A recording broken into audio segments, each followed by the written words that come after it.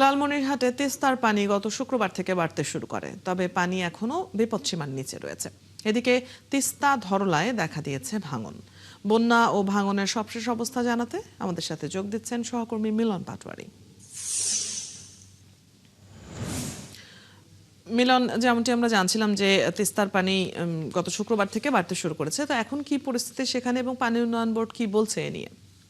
লালমনিরহাটে তিস্তার পানি বিপদ সীমার নিচে রয়েছে, আর ধল্লার পানিও বিপদ সীমার নিচে রয়েছে। তবে ধল্লার পানি যে যত সময় জড়িয়ে যাচ্ছে কমার সঙ্গে সঙ্গে স্বরক্ষা বাঁধে দেখা দিয়েছে বিভিন্ন স্থানে ফাটল, এবং এই ফাটলের জন্য পানি উন্নয়ন বোর্ড বিভিন্ন স্থানে তারা জিও ব্যাগ দিয়ে কাজ করছে।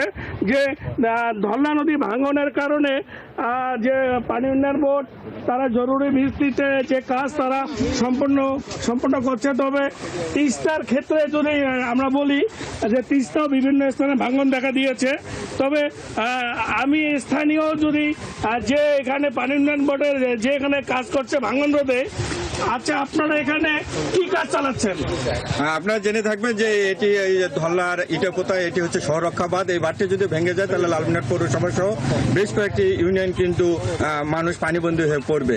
সেই কারণে এটি যখনই ভাঙা শুরু করে এখানকার সদস্য সচিব হাসান আলী, তার বাড়ি এখানে, সে তাৎক্ষণিক আমাদের লালমনিরহাট জেলার দুর্যোগ ব্যবস্থাপনা ত্রাণ মন্ত্রণালয়ের মাননীয় মন্ত্রী আসাদুল হাবিব দুলুকে জানালে তিনি তাৎক্ষণিক পানি উন্নয়ন বোর্ডকে নির্দেশ দেন, এবং পানি উন্নয়ন বোর্ডের উদ্বোধন কর্তৃপক্ষ এখানে এসে তড়িৎ গতিতে ইমার্জেন্সি এখানে ব্যাগ ফেলাচ্ছে, এবং এটিকে রক্ষা করার জন্য যা যা করণীয় সেটি কিন্তু তারা করছে, এবং গ্রামবাসীও এখানে তারা সহযোগিতা করছে, এবং তারা মনে প্রাণে চাচ্ছে এই বাড়তি যাতে না ভাঙে।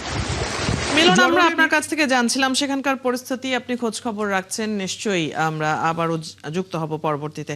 দর্শক, সহকর্মী মিলন পাটোয়ারি আমাদের সাথে লালমনিরহাট থেকে যুক্ত ছিলেন সেখানকার বন্যা পরিস্থিতির খবর নিয়ে।